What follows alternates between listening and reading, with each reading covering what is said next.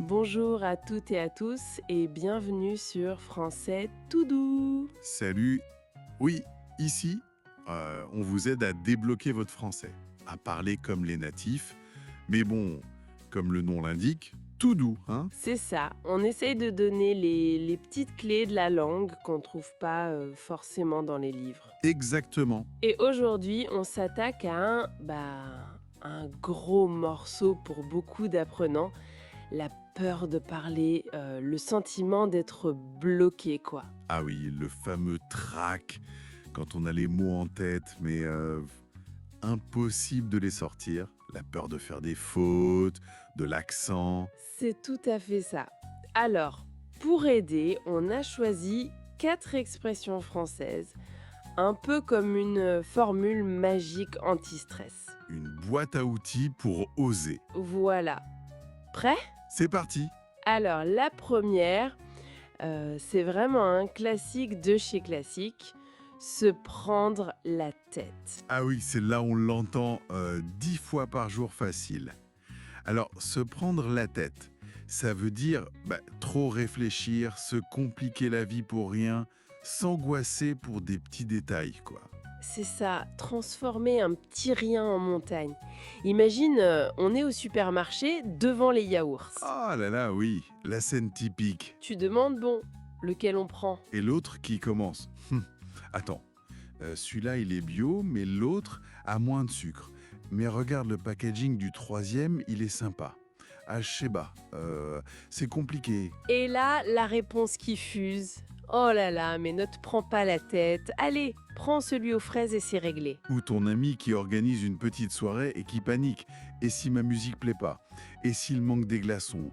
Et si les gens se parlent pas? Bah oui. On lui dit « Mais arrête de te prendre la pète, ça va être super ». Et pour apprendre le français, c'est pareil.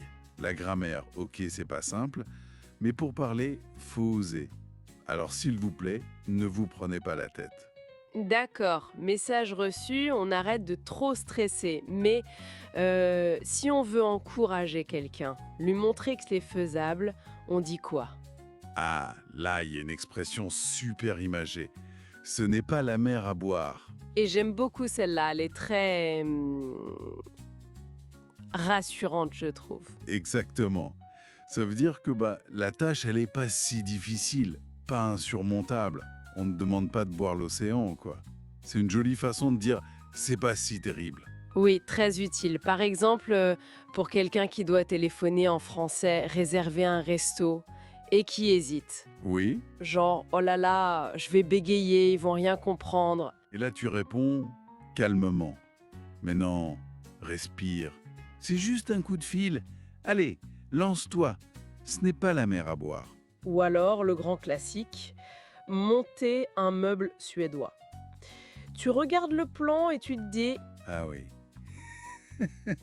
Le désespoir. Mais là aussi, tu te dis, allez, courage. Quelques vis, un peu de patience.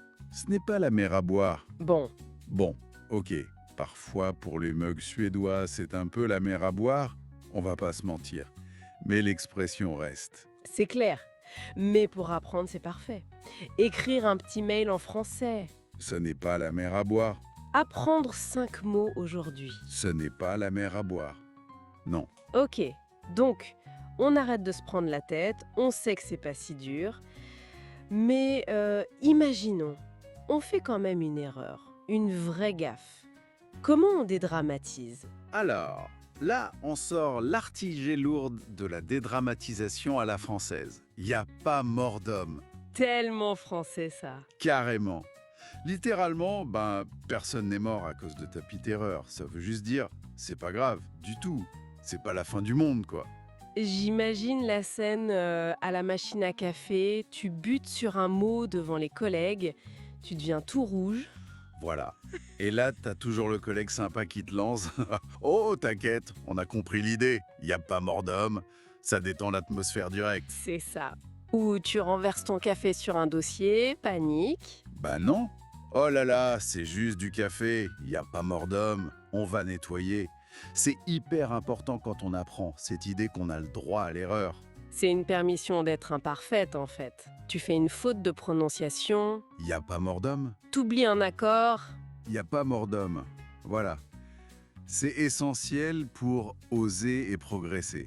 Et cette acceptation de l'erreur, ça nous amène tout naturellement à la dernière expression, la plus philosophique peut-être. Oui, et c'est un peu la philosophie de Français tout doux d'ailleurs. Petit à petit, l'oiseau fait son nid. C'est une très belle image. Oui, c'est l'idée de la patience, de la persévérance. Chaque petit effort, même minuscule, mais régulier, comme l'oiseau qui ajoute une brindille puis une autre, ça finit par construire quelque chose de grand, de solide. C'est parfait pour répondre à ceux qui se découragent vite, non? Genre, quelqu'un qui commence le français et qui dit après une semaine « Ah mais c'est trop dur, j'y arriverai jamais ». Exactement. Tu lui dis, mais si, c'est normal au début. Concentre-toi sur, 10 minutes chaque jour. Juste 10 minutes. Petit à petit, l'oiseau fait son nid. Tu verras, ça va venir. Ça marche pour tout en fait. Économiser de l'argent, écrire un livre. Apprendre un instrument et bien sûr apprendre une langue. C'est l'idée du micro-learning dont on parle souvent. Écouter un podcast comme celui-ci. Ou une chanson. Utiliser une petite application 5 minutes. Chaque jour, une petite brindille. Et à la fin, on se construit un nid bien solide et confortable en français. Bon, voilà, on a notre plan anti-stress complet. C'est ça.